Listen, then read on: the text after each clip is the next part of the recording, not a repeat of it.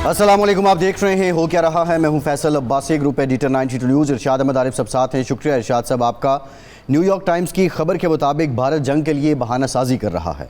100 से ज़ायद सफ़ीरों को बुलाकर भारत पाकिस्तान के ख़िलाफ़ कोई भी ठोस सबूत फराहम नहीं कर सका है। भारत ने उजलत में पाकिस्तान पर इल्ज़ाम तो थोप दिया, लेकिन सबूत फराहम करने से कासिर रहा है।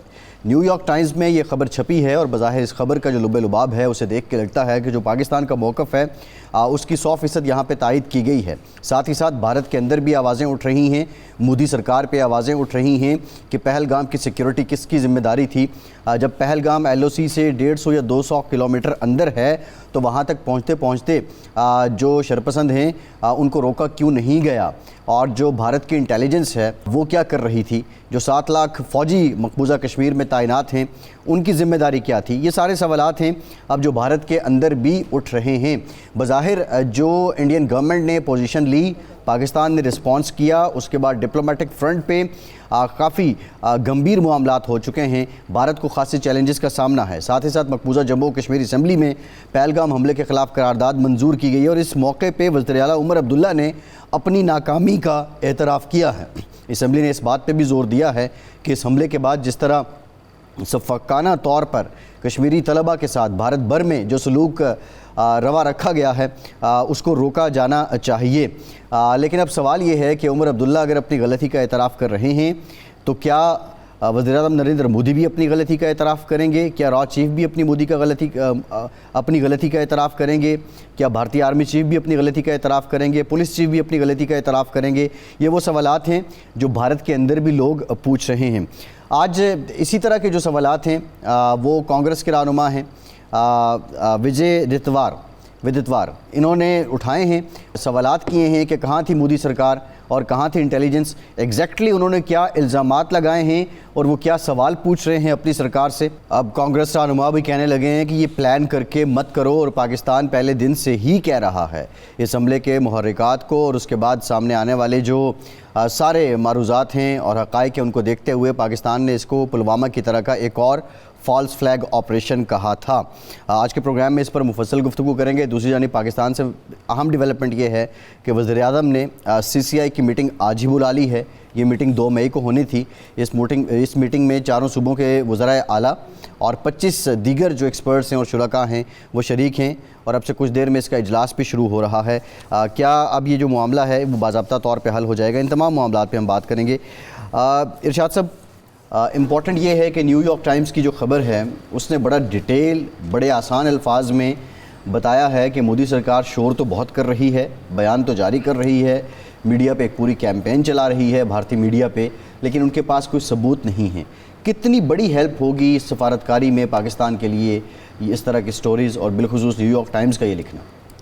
जो न्यूयॉर्क टाइम्स ने ज़ाहिर है वो कोई पाकिस्तान का मौक़िफ़ तो पेश नहीं कर रहा, उसने अपने रिपोर्टर्स के ज़रिए ये अपने ज़राए से जो कुछ इन्फॉर्मेशन हासिल की, उसको इंटेलिजेंस रिपोर्ट्स मिली होंगी, उसको हुकूमत के यानी इंडियन रियासत और हुकूमत के अपने ज़राए से जो इतलात मिली होंगी उसकी रोशनी में वो तज्ज़िया कर रहा है कि असल में भारत बहाना ढूंढ रहा है एक नई जंग का, खा वो सर्जिकल स्ट्राइक्स की सूरत में हो या किसी बड़े हमले की सूरत में हो। वो इस वक्त चाह क्या रहा है, वो ये समझता है कि पाकिस्तान उसके बकौल कमज़ोर पोजीशन में है, हम इसका भरपूर फ़ायदा उठा सकते हैं, कोई ना कोई स्ट्राइक करेंगे, अपने अवाम को खुश करेंगे, इंतहा पसंद हिंदुओं को खुश करेंगे और जय जय हो जाएगी। पिछले इलेक्शन में जो मार पड़ी है BJP को और जनाब मोदी साहब को, वो लोग भूल जाएंगे, लोग समझेंगे एक बार फिर कि जी ये तो एक हीरो है। बिहार का इलेक्शन बड़ा इंपॉर्टेंट है। इलेक्शन बिहार का है, वो भी मकासद हैं, लेकिन इससे बड़े मकासद हैं। सिर्फ बिहार के इलेक्शन के लिए सारा कोई ड्रामा नहीं रचाया गया।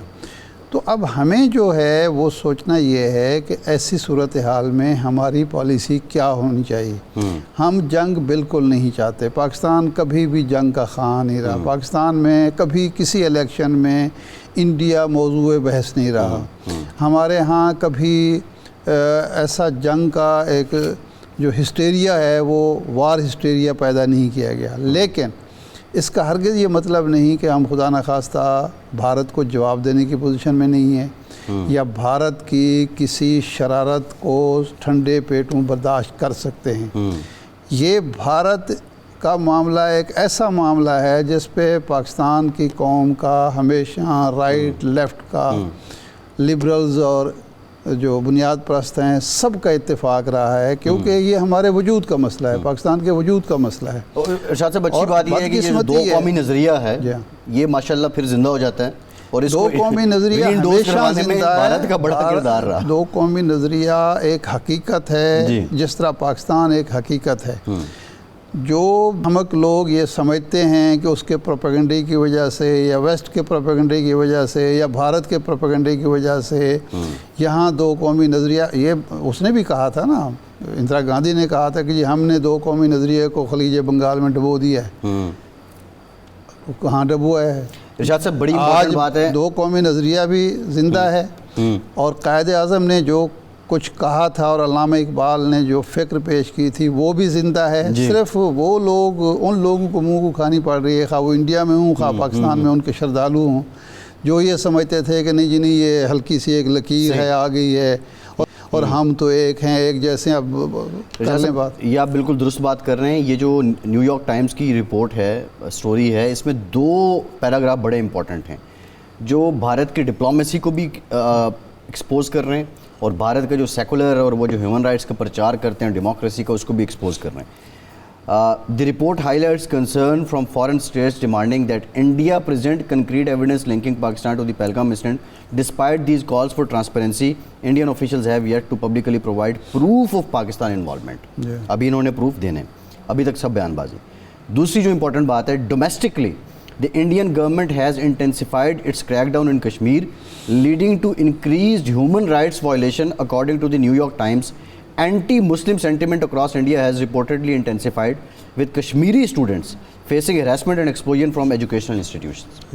اب اس میں تو کوئی شک نہیں, دیکھیں نا یہ جو بچوں کو نکال رہے ہیں, اس کی خواہ جمہوریت ہو, اس کے خواہ انسانی حقوق کا پروپیگنڈا ہو, اس کے جو بھی معاملات ہیں وہ ہمیشہ مشکوک رہے ہیں, اس میں کوئی شک ہی نہیں ہے. اب ہمیں اس پر خوش ہونے کی بجائے کہ بھارت انسانی حقوق کی خلاف ورزی مزید بڑھا رہا ہے, مزید کر رہا ہے یا اس کی جمہوریت ایکسپوز ہو رہی ہے, ہمیں اصل میں اپنا گھر ٹھیک کرنا چاہیے اور ہمیں بھارت کے مقابلے میں بہتر انداز فکر ہمارا ہونا چاہیے.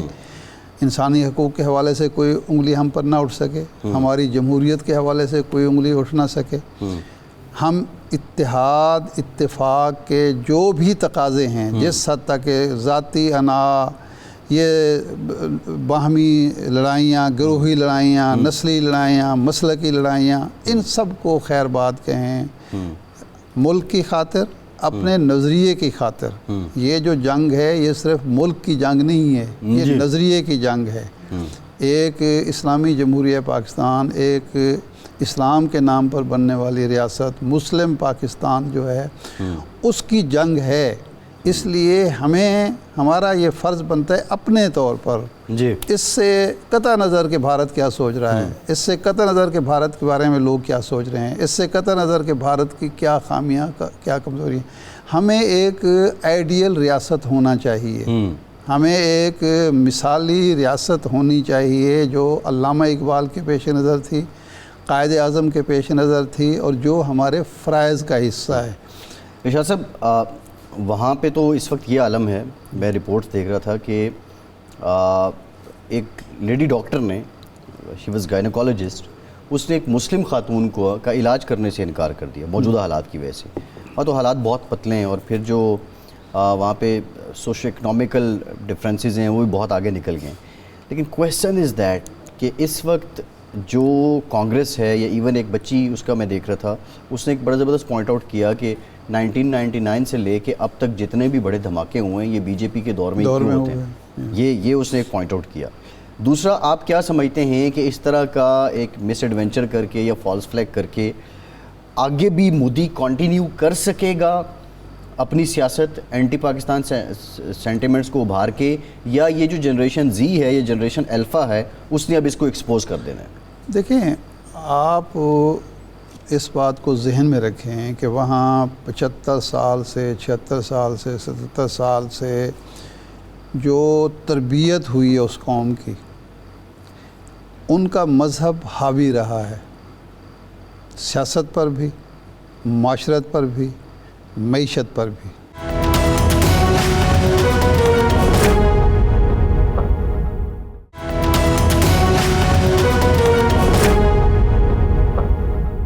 پوری دنیا میں یہ بات سمجھی جاتی ہے جو فنکار ہوتے ہیں وہ سب سے زیادہ لبرل ہوتے ہیں۔ یہ تو نا، جو فنکار ہوتے ہیں، آرٹسٹ ہوتے ہیں، وہ سب سے زیادہ لبرل۔ لیکن کیا وہاں کے جو فنکار ہیں وہ لبرل ہیں؟ صحیح ہے، آپ کے سامنے ہے بالکل ٹھیک ہے کہ کیا رویہ ہے ان کے فنکاروں کا، کیا رویہ ہے۔ بالکل ارشاد صاحب، ایک ڈیولپمنٹ ہوئی تھی، سعودی عرب کے وزیر خارجہ انہوں نے رابطہ کیا تھا جے شنکر سے بھی، پاکستان سے بھی انہوں نے رابطہ کیا، چائنا کی سٹیٹمنٹ بھی سامنے آئی۔ ٹرمپ نے تو کہہ دیا کہ دونوں کے باہمی مسائل ہیں، اور وہ جو 1500 سال سے، اب یہ مجھے سمجھ نہیں آ رہی کہ 1500 سال سے انہوں نے کیوں فرمایا ہے۔ ظاہرہ ہے امریکی پریزیڈنٹ ہے، اتنے علم تو ہو نہیں سکتے، لیکن بہرحال کیا یہ بھی ویسے ہم نے فرض کیا ہوا ہے کہ امریکی پریزیڈنٹ کو سب چیزوں کا پتہ ہوتا ہے، لیکن یہ تو کامن ہے ارشاد صاحب، ہسٹری مطلب 1500 سال انہوں نے تو کہا 1000 سال سے لڑ رہے ہیں، حالانکہ میرا خیال ہے ان کو شاید بھٹو صاحب کی سٹیٹمنٹ دکھائی گئی ہوگی کہ ہم 1000 سال تک لڑیں گے، انہوں نے سمجھا کہ شاید 1000 سال سے یہ لڑائی چل رہی ہے، تو انہوں نے سوچا ہوگا کہ میں چھوٹی موٹی جنگیں تو بند کرا دوں گا، یوکرین کی، غزہ کی، دوسری یہ تو 1-2 سال کی جنگیں، تو یہ 1000 سال والی جنگ میں کیسے بند کرا۔ اچھا، جو انہوں نے فوکس کیا بائی لیٹرل کہ باہمی طور پہ یہ کر لیں گے، کوئی بائی لیٹرل چینل آپ کیا سمجھتے ہیں کہ ابھی کوئی ایکٹیو ہو چکا ہوگا بٹوین انڈیا اینڈ پاکستان؟ میرا نہیں خیال کہ ہوا ہے۔ یہ جو ایرانی وزیر خارجہ اور سعودی وزیر خارجہ کے جو ٹیلی فون ہیں اور جو باتیں ہیں نا، اس سے تھوڑی سی امید ہو سکتی ہے کہ ہم ڈائریکٹ تو نہیں، انڈائریکٹ کانٹیکٹ میں ہوں گے۔ ظاہر بات ہے سعودی وزیر خارجہ نے ہمارے وزیر خارجہ اور نائب وزیر اعظم سے بات کی، پھر جے شنکر سے ان کی بات ہوئی، تو لازمی بات ہے کہ کوئی نہ کوئی ایک فروٹفل بات ہوئی ہوگی، اور اتنے دن گزرنے کے بعد وہ جو جوش خروش تھا وہ نظر نہیں آ رہا بھارتی حکومت کا یا واجپئی کا۔ دیکھیں نا اس دن تو وہ میڈیا تو ارشاد صاحب ان کا تو وہ تو میڈیا تو یقین مانے کہ اور تو کچھ ہے نہیں، لیکن پاکستانی قوم کو انٹرٹینمنٹ ضرور مل گیا۔ لوگوں کی یہاں بیٹھ کے بڑی ایک عجیب و غریب منطق ہے کہ جی وہ انڈیا کا میڈیا چونکہ وہ ہم سے پہلے اور بڑا، دیکھیں پاکستانی میڈیا انڈیا کے میڈیا میں ہمیشہ میچور ثابت ہوا ہے۔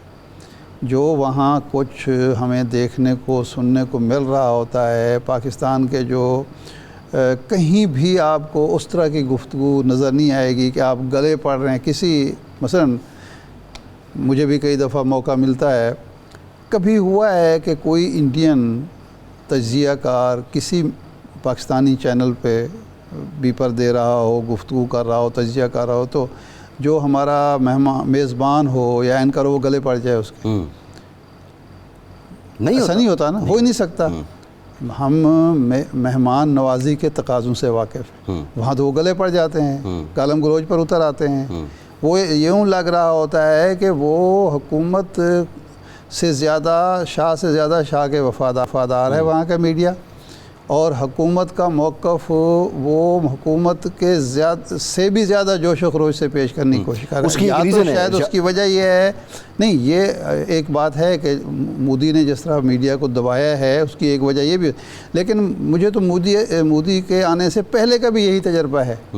ہم تو مودی سے پہلے کے دور میں بھی انٹریکشن جو کرتے رہے ہیں انڈین میڈیا سے، ہمیں تو یہی کچھ ہوا ہے، ایک عجیب ہسٹیریا ہوتا ہے، پاگل پن سوار ہوتا ہے، اور کوئی اس میں معقولیت نہیں ہوتی۔ وہاں پہ جو قانون ارشاد صاحب مودی نے انٹروڈیوس کروایا ہے اس کا نام ہے یوپا، جی، ان لافل ایکٹیویٹی پریونشن ایکٹ، اور وہ قانون ایسا ہے کہ وہ بی جے پی کے فضائل بیان کرنے کے علاوہ وہاں کا میڈیا کچھ اور کر ہی نہیں سکتا۔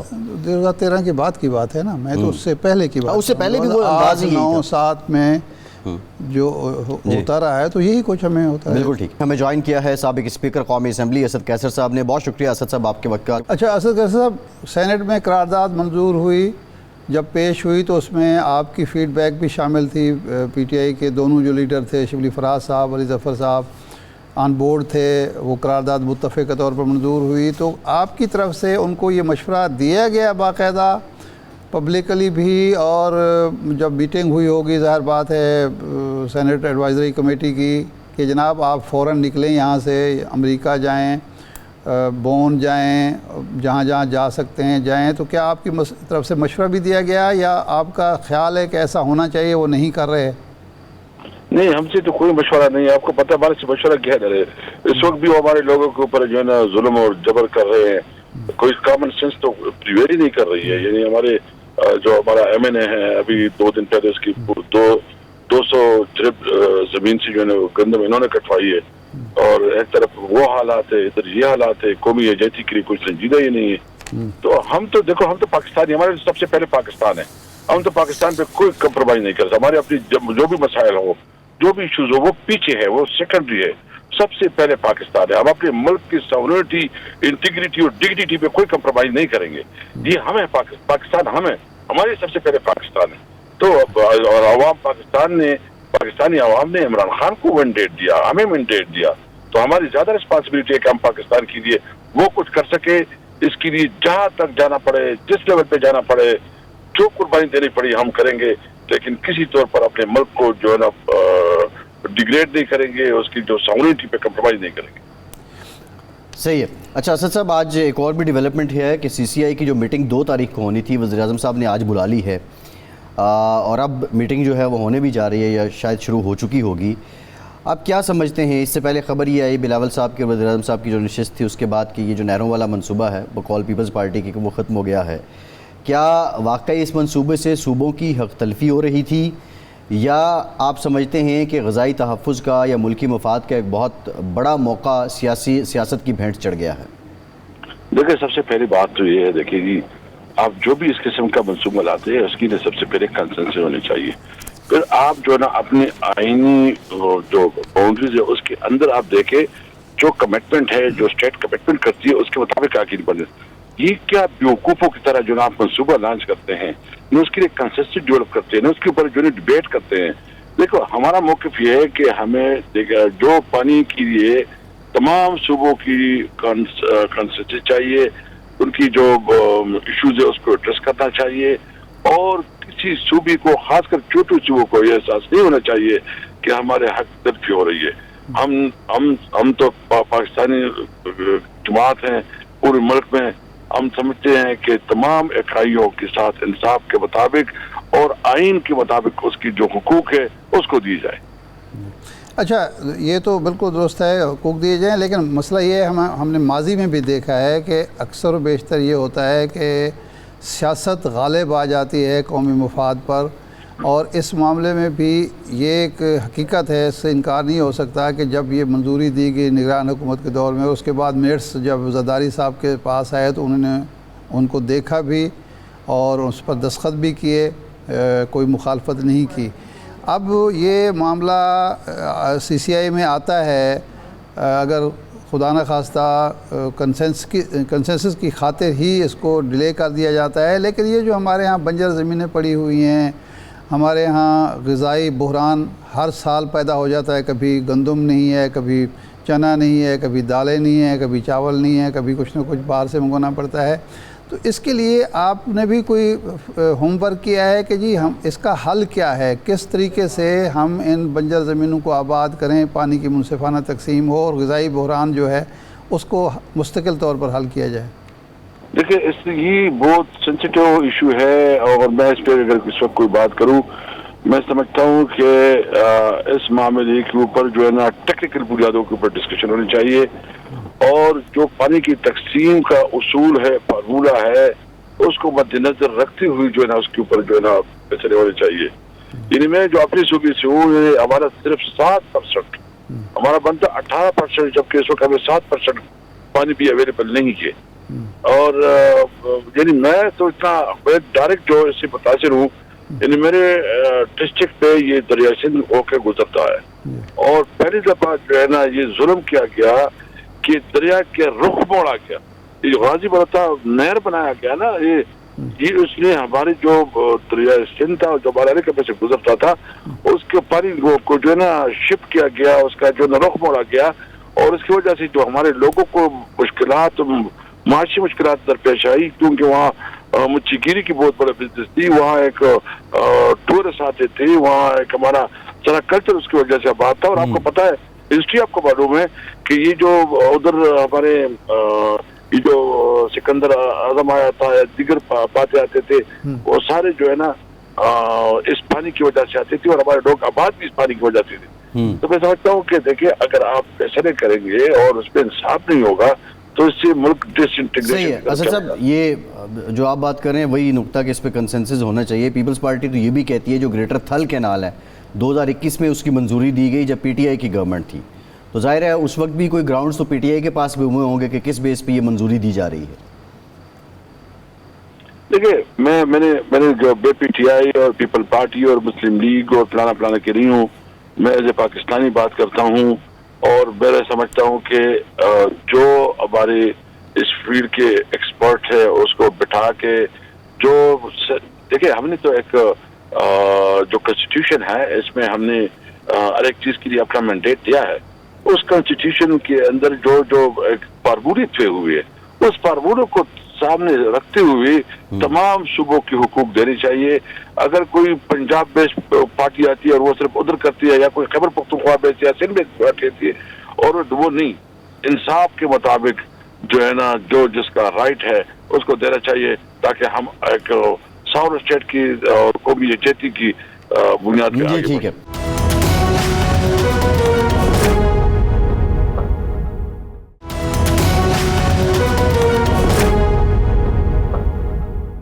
अच्छा, एक इशू असद साहब आपके सूबे के हवाले से भी है, पीटीआई के हवाले से, माइंस एंड मिनरल्स का जो एक बिल है जो पेश हो चुका है असम्बली में, मंजूर नहीं हो रहा। जनाब वज़ीर आला पब्लिकली ये कहते हैं कि इमरान खान की मंजूरी के बगैर इसको मंजूर नहीं किया जाएगा। फिर एक रात को मीटिंग होती है, पता चलता है कि जी MPs को बुलाया गया है, उनसे कहा जा रहा है कि आप इसको मंजूर कर लें। तो ये मामला क्यों उलझा है? जब ये बिल तैयार किया गया उस वक्त कंसेंसस नहीं हुआ, उस वक्त क़यादत को एतमाद में नहीं लिया गया। अब जब वो टेबल हो चुका है तो अब एक तफरीक नज़र आती है, पार्टी के अंदर इख्तलाफात नज़र आते हैं। तो इस मामले को पार्टी की सतह पर क्यों नहीं सुलझाया जा रहा? नहीं, इसमें तो बिल्कुल क्लियरिटी है जी, इसमें क्लियरिटी है। पार्टी जो है ना इसको किसी तौर पर जो है ना पास नहीं करेगी विदाउट कंसेंसस। यानी कंसेंसस का मतलब यह है कि हम चाहते हैं कि इसमें पूरी सूबे की कंसेंसस हो। और फिर खान साहब जो चूंकि हमारा बानी लीडर है इमरान खान, और उसने सब कुछ, तो उसके सामने जो है ना वो आर्गूमेंट रखे जाएंगे। इसके बाद देखा जाएगा। तो अल-अमीन ने कोई ऐसी बात नहीं की, लेकिन ये जो प्रोपेगेंडा हो रहा है ना कि अल-अमीन ने मीटिंग की और पैसे नहीं, इसकी कोई, देखो वो थी हमारे ये जो मीटिंग हुई, ये जो हमारी यूमी तासीस था उसके लिए तमाम MPs को बुलाया गया था। अच्छा। ताकि वो सारे MPs को इकट्ठा करके उसको लेके जाए। तो ये बिल्कुल डिसइंफॉर्मेशन है कि उसके लिए अल-अमीन ने कोई मिन्नत समाजत की।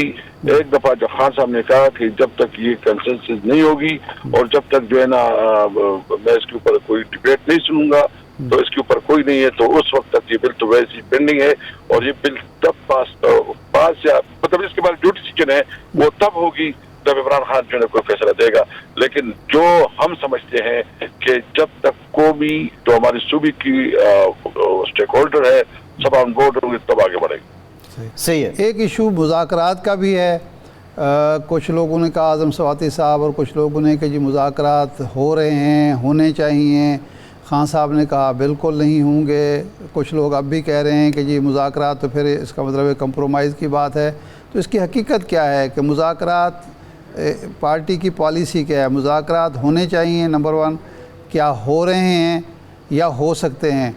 तो इस पर क्लियर कट पॉलिसी क्या है? देखिए, पॉलिसी तो ये है कि बातचीत के दरवाजे कभी नहीं बंद होते। एजेंडा क्या है, एजेंडा के ऊपर बात हो सकती है। जब तक एजेंडा क्लियर न हो, तो इस वक्त पे ये बात कर सकता हूँ कि इस वक्त कोई मुज़ाकरात नहीं हो रहे हैं, न किसी के साथ बातचीत हो रही है। अच्छा, सही है। क्या अभी जो माहौल असद साहब हम देख रहे हैं, वैसे हुकूमत और अपोजिशन के बीच भी ये जो मुत्तफ़िक़ा करारदाद मंजूर हुई, माहौल थोड़ा साजगार लग रहा है। क्या मुज़ाकरात की या किसी सियासी डायलॉग की राह हमवार हो रही है?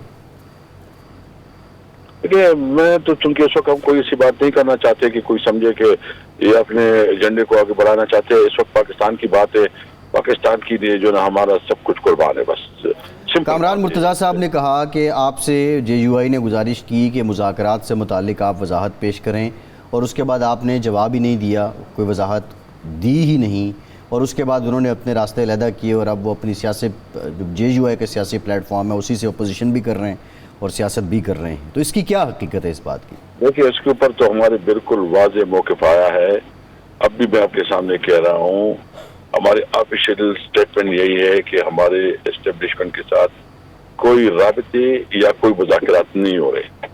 یہ آفیشیل اسٹیٹمنٹ ہے اور وہ آپ کے ساتھ نہیں تو یہ JUI کو بھی یہ وضاحت دی؟ JUI کے ساتھ معاملات اب آگے بڑھ رہے ہیں یا وہ بھی ڈیڈ لاک کا شکار ہیں اور اس وجہ سے وہ بھی ختم ہو گئے؟ نہیں، کوئی ختم تو نہیں ہوئی. باہر ان کی اپنی پالیٹکس سے وہ جس طرح جو مناسب سمجھتے ہیں. میں نے ان کے ساتھ ابھی باقاعدہ کوئی رابطہ نہیں ہوا ہے، تو جب کوئی بات ہو جائے گی تو پھر دیکھیں گے. لیکن اس وقت میں کہہ سکتا ہوں کہ جو ہمارا میسج ہے وہ ہر ایک کو ملا ہے، اور جو اگر وہ اس کے بارے میں بات کریں تو آپ کو پتا ہے کہ ہمارا تو آفیشیل اسٹیٹمنٹ اس کے اوپر آ چکا ہے کہ ہماری کوئی رابطہ نہیں ہوا. جی ٹھیک ہے، بہت شکریہ شاد صاحب. بھارتی میڈیا نے تو بھارت کے اندر ایک بڑی پینک سچویشن کریٹ کر دی ہے، اور وہ رپورٹ یہ کر رہے ہیں کہ پاکستان میں بھی بڑی پینک صورتحال ہے.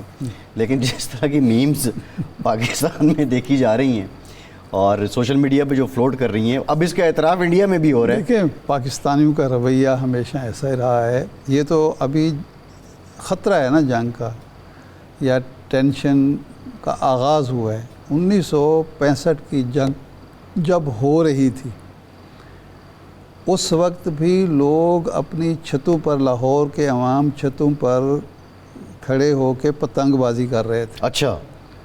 اور یہ جو 12 بور کی بندوقیں لے کر وہ چھت پہ کھڑے ہو جاتے تھے، کارتوس والی چھروں والی بندوق لے کے کھڑے ہوتے تھے کہ بھارتی جہاز آئے گا اور ہم اس کو اڑا دیں گے. اچھا. تو اس میں پاکستانیوں کا کوئی مقابلہ نہیں ہے. وہ تو ایک آپ کو یاد ہوگا کچھ سال پہلے ایک رپورٹ آئی تھی کہ جو خوش مزاج لوگ ہیں ان میں پاکستانیوں کا ایک نمبر تھا. پاکستان کوئی اس طرح کا، دیکھیں ہندوستان انڈیا کے بارے میں ایک دو چیزیں آپ سمجھ لیں. ایک تو ان کے مزاج کے اندر ایک خست اور ایک خفگی ہے، کمینگی کہنا چاہیے، ایک سازش، خواہ ہر وقت سازشی تھیوریز اور سازش کرتے رہنا، سازشی انداز، یہ اس میں کوئی شک نہیں ہے. وہ ایک قومی مزاج بن چکا ہے. دوسرا کنجوسی، اول درجے کی، انتہا درجے کی، بنیا پن جس کو بولتے ہیں. ہاں، آپ کو کوئی مہمان نوازی نہیں نظر آئے گی وہاں، کوئی آپ کو خوش اخلاقی نظر نہیں آئے گی. کسی کے ساتھ بھی برتاؤ کرنا ہے تو وہ حساب کتاب کر کے باقاعدہ. پاکستان سے جو لوگ بھی، ہمارے پروفیسر امان اللہ صاحب ہیں اس وقت law college, Punjab university law college کے پرنسپل ہیں، وہ 4 سال کے لیے ان کی اپائنٹمنٹ ہوئی سارک یونیورسٹی میں دہلی میں. وہ 2 سال رہے. 2 سال میں ان کو کرائے پر مکان نہیں ملا.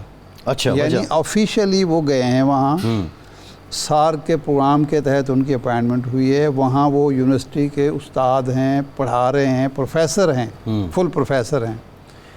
ان کو کرائے پر مکان کسی نے دیا. انہوں نے 4 سال کے لیے گئے تھے. 2 سال کے بعد وہ اچھی خاصی مراعات تھیں، تنخواہ بھی زیادہ تھی، مراعات بھی تھی، سب کچھ تھی، ایکسپوئر بھی تھا. ایک بڑی یونیورسٹی میں ان کو موقع مل رہا تھا.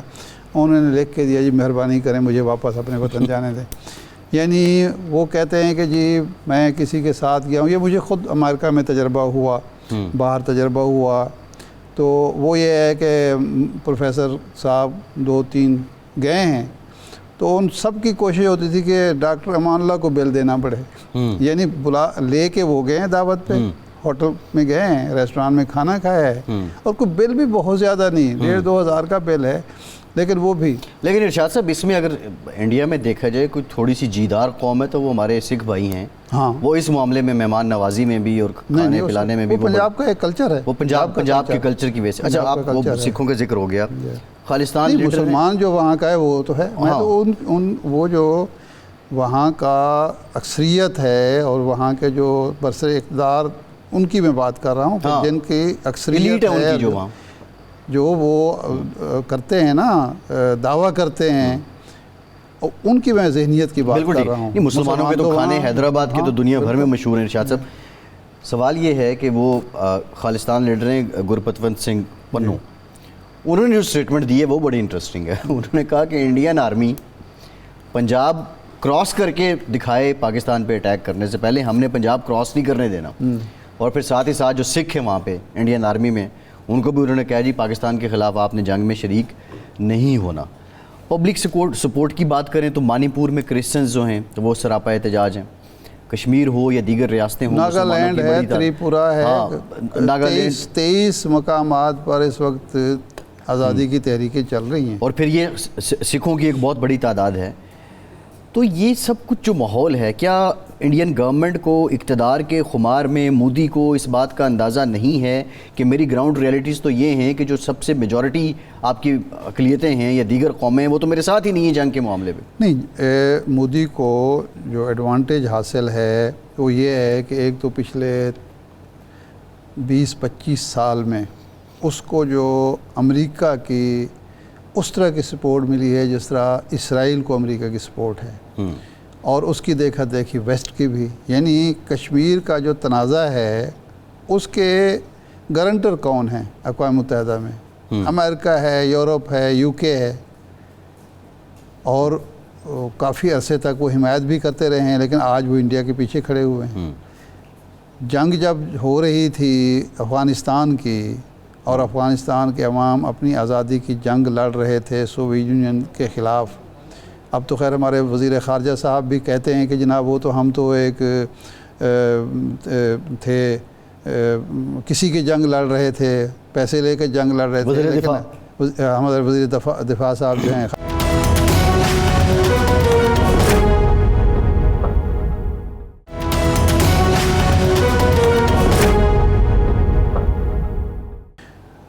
اس وقت جب یہ جنگ لڑی جا رہی تھی، افغان عوام پر ایک سپر پاور نے حملہ کیا تھا، اس کا اقتدار اعلیٰ جو تھا اس پر قبضہ ہو گیا تھا، وہ جنگ لڑ رہے تھے اور پاکستان اس کی حمایت کر رہا تھا. بھارت تو اس وقت یورپ کے اور عالمی برادری کے اور امریکہ کے اور پاکستان کے خلاف کھڑا تھا، جارے ملک کے ساتھ کھڑا ہوا تھا. لیکن بعد میں یہ ہوا کہ جب مطلب نکل گیا امریکہ کا اور یورپ کا تو وہ اس کے ساتھ کھڑے ہو گئے، اور دہشت گردی میں 80,000 جانوں کی قربانی ہم نے دی، اور وہ فال آؤٹ تھا اس جنگ کا جو امریکی جو افغانستان کی جنگ تھی، اس کے نتیجے میں یہ ہمیں سارا کچھ بھگتنا پڑا. لیکن اب اس کا فائدہ بھارت اٹھا رہا ہے. دوسرا یہ ہوا کہ جو مالی اور معاشی طور پر، اقتصادی طور پر وہاں استحکام آیا اور اس کو ایک ایڈوانٹیج حاصل ہوا، اس کا وہ فائدہ اٹھا رہا ہے کہ اب ہمارے دوست ممالک بھی دوستی ہم سے رکھتے ہیں، سرمایہ کاری وہاں کرتے ہیں، تو یہ اس کا فائدہ تو وہ اٹھا رہا ہے. ارشاد صاحب جو خطرناک پہلو ہے جو اسرائیل نے بھی برتا ہے کہ مائٹ از رائٹ والی پالیسی اگر انڈیا سمجھتا ہے کہ وہ چلا لے گا تو وہ کسی خوش فہمی میں نہیں. دیکھیں اسرائیل کے مقابلے میں نہت فلسطینی ہیں، نہت فلسطینی، یہی میرا آرگومنٹ ہے. پاکستان 25 کروڑ کی آبادی کا ملک ہے. پاکستان ایک نیوکلیر پاور ہے. جو لوگ ایٹمی دھماکوں کے وقت یہ کہتے تھے جی اس کی کیا ضرورت ہے، آج ان کو زندگی محسوس ہونی چاہیے کہ یہ دھماکے ہم نے نہ کیے تو تب بھی خطرات زیادہ ہوتے. بالکل ٹھیک ہے. ڈاکٹر ماریہ سلطان صاحبہ نے ہمیں جوائن کیا ہے، دفاعی اور عالمی امور کی ماہر ہیں. ڈاکٹر صاحبہ thank you very much. Doctor صاحبہ نیو یارک ٹائمز کی جو سٹوری ہے کیا معلوم ہوتا ہے اس سے کہ اب یہ بالکل بھارت بے نقاب ہو گیا عالمی سطح پہ، اور ڈپلومیٹکلی پاکستان کے لیے کتنی بڑی اپرچونٹی ہے؟ دیکھیں اس سے بڑی اپرچونٹی نہیں ہو سکتی کہ جتنا انہوں نے جھوٹ بلڈ کیا ہے اور اس کی بنیاد کے اوپر یہ ایک دوسرے ملک کے اوپر نہ صرف جنگ عائد کرنا چاہتے تھے لیکن اس کے ساتھ ساتھ ایک بین الاقوامی تصدیق شدہ معاہدے کو اس سے بھی نکلنا چاہتے تھے. یہ تمام چیزیں ہندوستان کے جو اصلی رنگ ہے اس کو انہوں نے بے نقاب کیا. دوسری بات یہ کہ اس سے ایک بہت بڑی جو چیز نکلی ہے وہ یہ ہے کہ ہندوستان جو ہے کسی بھی بین الاقوامی معاہدے کے قابل نہیں ہے. کہ آج اگر وہ سنتاس معاہدے سے نکلنا چاہتے ہیں کوئی بھی وجہ بنا کر، تو کل کوئی بھی جو انہوں نے معاہدہ کیا کسی بھی ملک کے ساتھ، چاہے اس کے پیچھے کوئی بھی گارنٹر ہے، اس کی کوئی وقت نہیں ہے. اس کا مطلب یہ ہے کہ جو بھی انویسٹمنٹ کرے گا ہندوستان کے اندر، وہ صرف اور صرف ہندوستان کی حکومت کی مرہون ملت ہے، اور اس کی کوئی ایک طرح سے کوئی گارنٹی نہیں ہے، نہ انڈین اسٹیٹ کی کوئی گارنٹی کا کوئی مطلب ہے. دوسرا یہ کہ کسی بھی سطح پہ جھوٹ بولا جا سکتا ہے، یہاں تک کہ جنگ تک کا خطرہ لاحق ہو سکتا ہے. تو یہ تمام چیزیں واضح کرتی ہیں کہ ہندوستان کی جو صورتحال ہے اندرونی طور کے اوپر وہ اتنی مستحکم نہیں. دوسرا یہ کہ وہ انفارمیشن آپریشنز کو استعمال کرتے ہیں اپنے مقاصد کو حاصل کرنے کے لیے، اور اس میں پروپیگنڈا اور ان تمام چیزوں کو مطلب بیجا استعمال کیا گیا. اور جس طرح انہوں نے زندگی تنگ کی ہے مسلمانوں کی ہندوستان میں، وہ سب کے سامنے. ڈاکٹر صاحبہ یہ فرمائیں کہ بھارت ایک ابھرتی ہوئی معیشت ہے اور اپنے آپ کو وہ سمجھ رہا ہے کہ ہم تیسری بڑی معیشت بن جائیں گے کچھ عرصے میں. ایسی صورت میں اتنا بڑا رسک اس نے لیا ہے، ظاہر پاکستان کو تو وہ نقصان پہنچانا چاہتا ہے، اپنی معیشت کو داؤ پر لگا کر، سرمایہ کاری کو داؤ پر لگا کر، اپنے نیریٹو کو کہ جی مقبوضہ کشمیر میں ہم نے امن قائم کر دیا ہے، وہ اتنا بڑا رسک کیوں لے رہا ہے؟ ایڈونچر کیوں کیا اس نے اور کیوں کرنا چاہتا ہے؟ اس کے مقاصد کیا نظر آتے ہیں؟